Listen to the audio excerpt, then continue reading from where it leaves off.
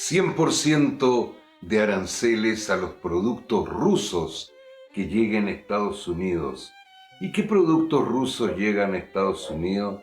La verdad es que ninguno, o prácticamente ninguno.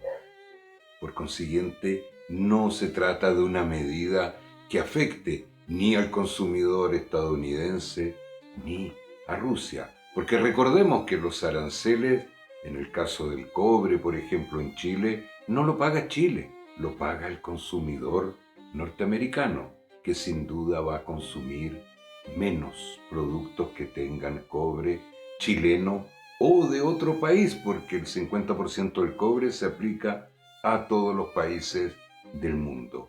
Mientras tanto, la inflación en Estados Unidos llega al 2.7%. Me dirá que es muy baja. No, para Estados Unidos muchísimo. Estados Unidos no había visto esto desde hace muchas décadas y casi un siglo. Muy alto.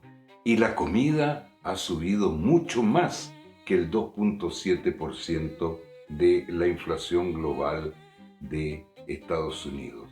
Además, Donald Trump decretó un castigo para los países que le compren a Rusia. ¿Quién le compra a Rusia? ¿Usted, querido auditor, consume productos rusos? No, la verdad es que no. Salvo el gas y el petróleo que vende Rusia a Europa, aunque por el momento eso está suspendido por el conflicto ucraniano. Pero Europa no tiene a quien comprarle gas y petróleo, por consiguiente tiene la obligación de comprarle a Rusia, no tiene otros proveedores.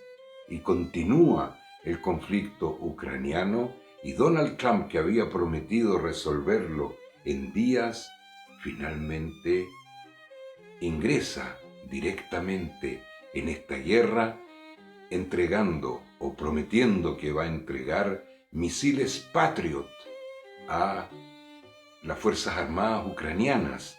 Eso significa que Ucrania tendrá mejor defensa antimisiles y drones rusos que bombardean las ciudades importantes de Ucrania. Pero ¿quién va a pagar esos misiles Patriot? Ya lo dijo Trump. La Unión Europea tiene que pagar. El gobierno de la Unión Europea no ha dicho que no, pero no le gustó mucho la idea. Un misil Patriot, uno, cuesta varios millones de dólares. La Unión Europea tiene que pagarlo, dijo Donald Trump. Mientras tanto, se intensifica la guerra de Ucrania, guerra que Donald Trump había prometido en su campaña detener en días. Se intensifica y Vladimir Putin sella un nuevo trato con Kim Jong-un en Corea del Norte, que va a mandar más soldados y más armamento. ¿Qué armamento? Aún no lo sabemos, pero Corea del Norte tiene armamento muy sofisticado, incluyendo bombas atómicas. ¿Qué va a ocurrir? Ya lo vamos a seguir viendo. Ingresan directamente a esta guerra Europa, Estados Unidos y Corea del Norte. Y cuando decimos que ingresa Corea del Norte es porque en realidad ingresa China, puesto que Corea del Norte es un pequeño país que vive de China, comercia con China, y el gobierno de Corea del Norte, Kim Jong-un, y su hija, que se prepara para ser la próxima mandataria de Corea, son obedientes con lo que les ordena China. Esto estaría yendo hacia un conflicto mundial que aparentemente ya no podemos detener. ¿Qué piensa usted? ¿Vamos hacia una tercera guerra mundial con todo esto que acabamos de informar?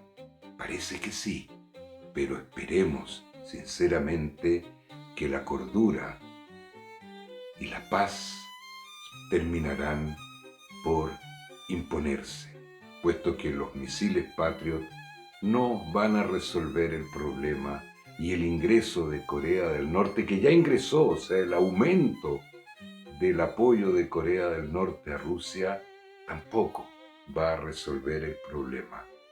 Las negociaciones, los acuerdos entre las potencias es la única posible salida que podría hoy frenar lo que sería una enorme catástrofe, una tercera guerra mundial.